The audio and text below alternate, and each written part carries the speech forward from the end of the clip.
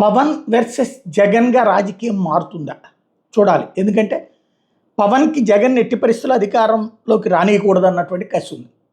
అదే సందర్భంలో జగన్ మళ్ళీ అధికారంలోకి రావాలన్న కసి ఉంది, అధికార పక్షాన్ని గద్దెదించాలన్న కసి ఉంది. నెక్స్ట్ ఇప్పుడు జగన్ తన ఎజెండా ప్రకటించేశారు, జిల్లాల వారీ తిరుగుతానని చెప్పి. క్రిందటిసారి జగన్ ఆ అనౌన్స్మెంట్ ఇచ్చినప్పుడే పవన్ కళ్యాణ్ అనౌన్స్మెంట్ ఇచ్చాడు, తాను జిల్లాల వారీ పర్యటన చేస్తానని. జగన్ ఆపేశాడు, పవన్ ఆపేశాడు.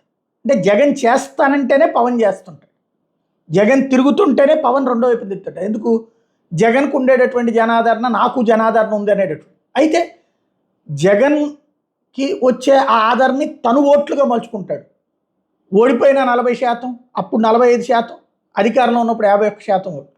అయితే పవన్ కళ్యాణ్కి వచ్చేటటువంటి ఆ ఆదరణని కూటమికే తప్పించి తను ఇండివిజువల్గా గెయిన్ చేసుకోవడం అన్నటువంటి కష్టమవుతున్నటువంటి సిచ్యువేషన్. ఇంతవరకు ఆ దిశగా ఆలోచన చేస్తున్నది కూడా లేదు, ఒకసారి దెబ్బతిని ఉన్నాడు కాబట్టి.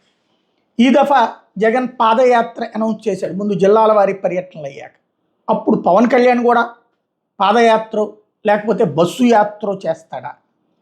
జగన్కి హవా, జగన్ టెంపర్ అన్నటువంటి దాన్ని డౌన్ చేయడం ఎట్లాగూ తెలుగుదేశం అనుకూల మీడియా హైలైట్ చేయదు, సాక్షి ఒకటే హైలైట్ చేస్తుంది.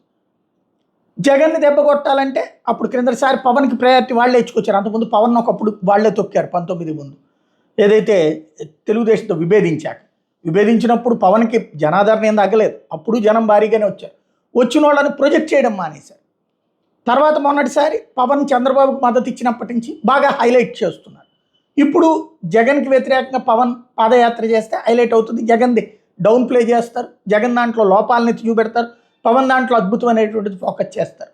ఎలక్షన్స్ ముందు ఆ విధమైన ఎజెండా ఓ బార్గెనింగ్ కెపాసిటీ కూడా అవుతుంది. 21 సీట్లు ఉన్నటువంటి నుంచి ఓ 50 సీట్లు కావాలను, ఎందుకంటే ఎట్లాగూ ఇవి పెరుగుతాయి, 225 అవుతాయి నెక్స్ట్ అసెంబ్లీ ఎలక్షన్స్.